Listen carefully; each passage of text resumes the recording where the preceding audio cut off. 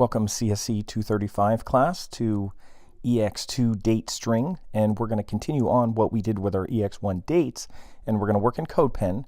And I went to my profile here, and this is my, when I click on here, this is my profile, and this is usually what you'll see when you come here after you log in. And then you can also go here and see your dashboard, which will show your files and your collections. You could see your pens, you could see your collections.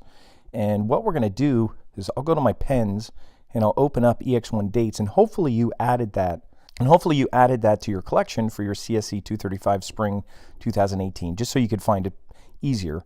And I'm just going to open this up, and there's my pen, and that's the one where we basically output. We had a full date object, and then we outputted using date methods the different parts of that. And what we're going to do in ex2 is put that all together kind of in a string so it reads kind of normally instead of a bunch of numbers like this. It'll still be numbers because we're going to have to use array to transfer or to convert some of the numbers into like days of the week and months. But what we're going to do is we're just going to output this all together right now, and we're going to use variables to do that. Now, before we do anything, this is ex1 dates, and what I'd recommend doing is going to fork. You probably haven't heard that term in terms of files, but what fork does is it allows you to use it. It's kind of like duplicating it. So when you're on ex1 dates, the one that you already did, just go up here and hit fork and make sure it kind of like opens up again, and then go here and change the name, and you're going to call this ex2 and just call it date-string.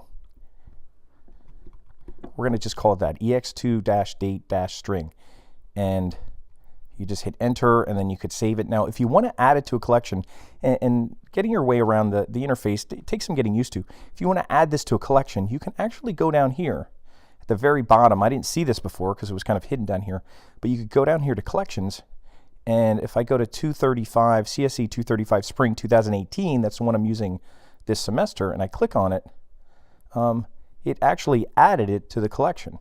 So that's easy to do that. So if you start a pen and you want to add it to a collection, you could go down here and do that. I was looking for an add to collection button, but you could do it down here. So that's added to that collection.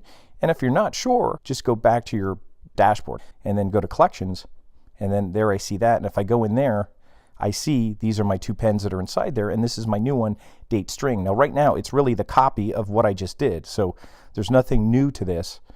And what we're going to do with this is we're going to basically add a paragraph, and we might even make it like a heading just so it stands out a little more, where we're going to put all these things together, and we're going to use some variables. So, and actually what I'm going to do here, I'm going to go in my HTML, and I'm going to make an H2 just so it won't be huge like an H1. So I'm going to put an H2 here, and what I'm going to put in here is just content. I'm going to say today is, and when I'm doing this date will probably change, but so I'll have to change it at some point because I may finish up this video later, but I'll put today is January 31st, and actually I'll put the day. I'll put today is, I think it's Wednesday, and this may change, Wednesday, comma, and I'll put January 31st, and I don't think I have to put the ST on it, and I'll just put a comma again, and I'll put 2018, and I'll put a period at the end.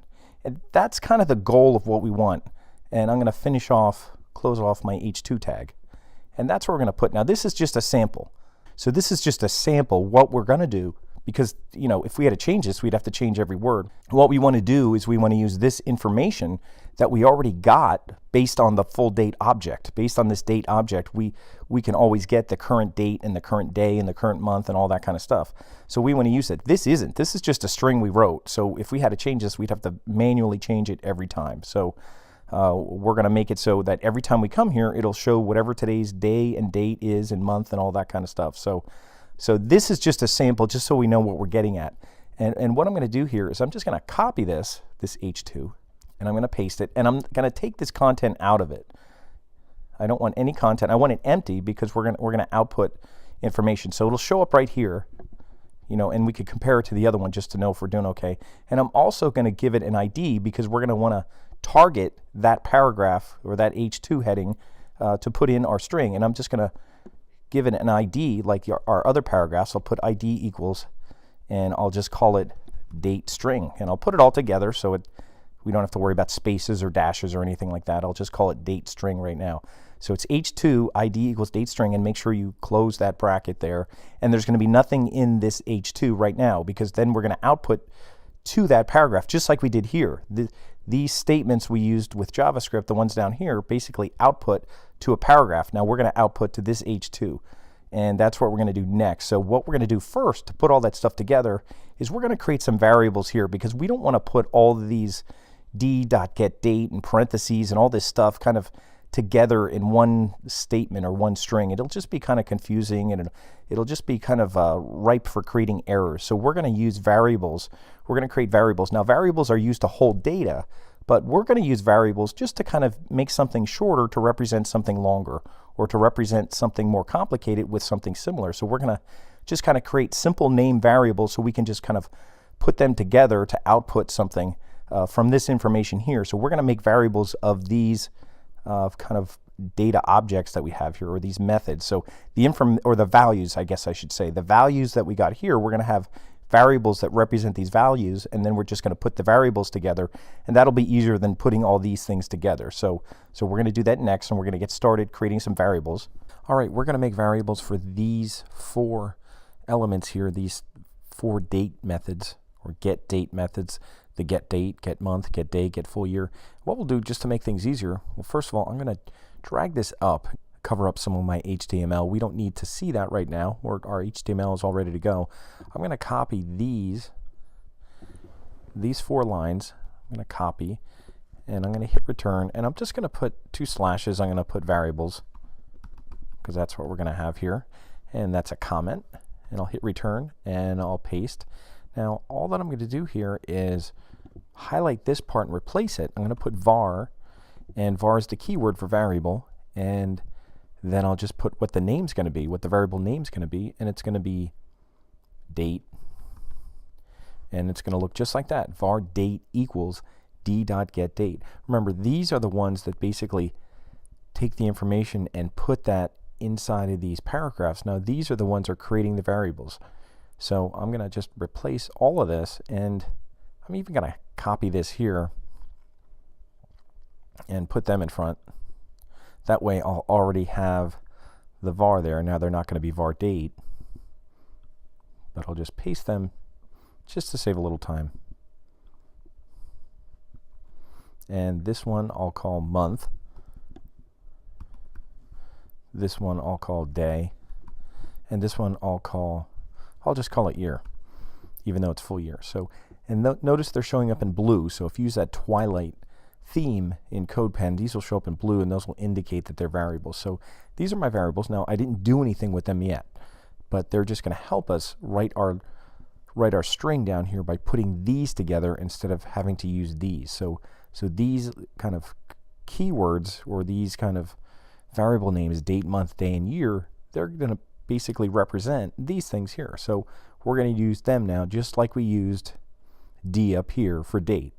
Now for our date string, what we're going to do is highlight one of these, because we have to basically take information and make it go into that date string. So I'm going to copy that just because it has all my code, and I'm going to put that in there, and we're going to basically target date string. We're going to target that H2.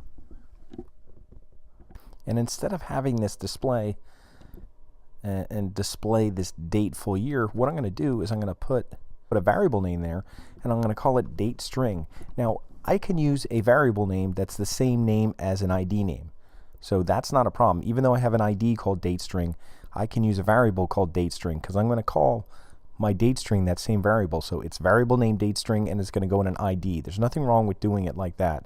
And I'm going to put a semicolon here.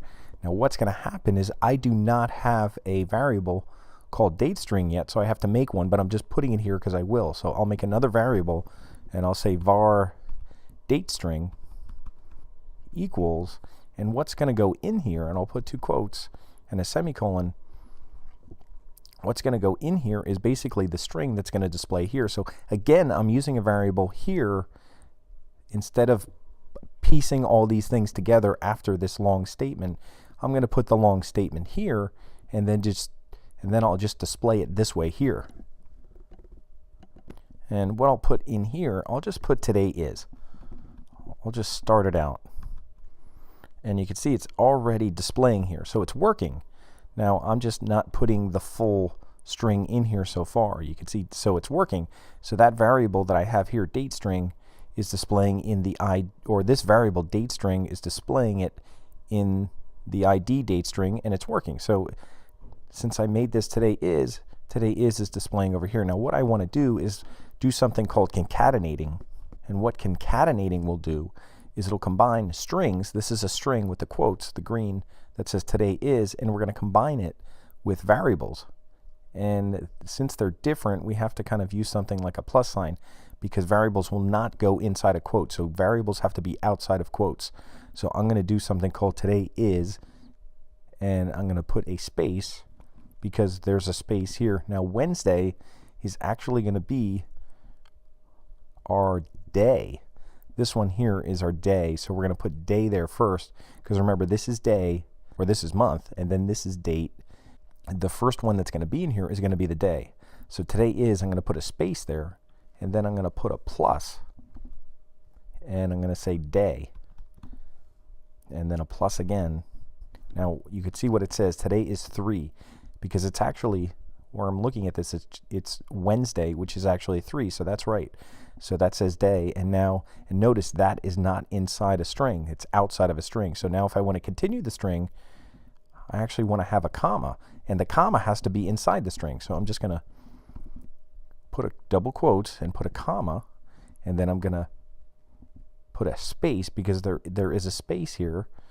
So it's the date, the day, Wednesday, which happens to be 3 right now, and that's okay. So we're going to add a space inside there, so it's comma space, and then we're going to concatenate a variable again. We're going to hit plus, and this time it's going to be month.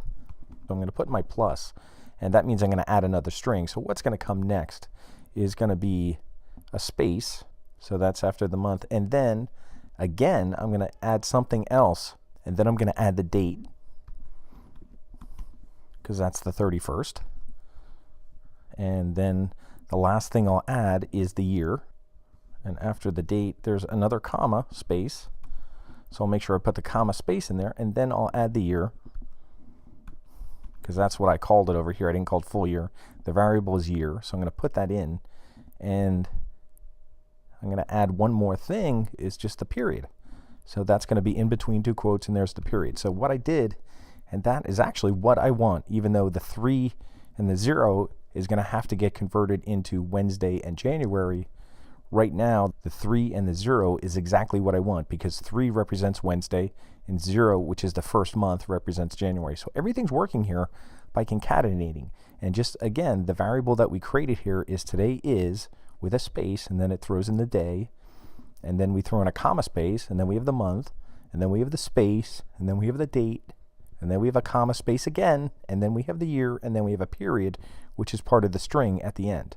All of this is represented by date string, and then what we're doing here is we're just kind of outputting date string with inner HTML in the ID, which is date string, which is our H2, which is up here, which is the second H2 after the first one. The first one just has what we're trying to get to, and this is the one we want down here. So everything's working here so far. So this is exactly what we want. And I'm actually going to stop here, and we'll stop here with ex2-datestring, because what we're going to do is we're going to do another exercise where we're actually going to replace, we're going to make an array of the days of the week, and we're going to have to replace this to use the day of the week in here and use the months in here. So we're going to use arrays for our next exercise. So that's the end of ex-datestring, or ex2-datestring. That's all we want for this exercise. If it outputs like that, that's perfect. That's what you want.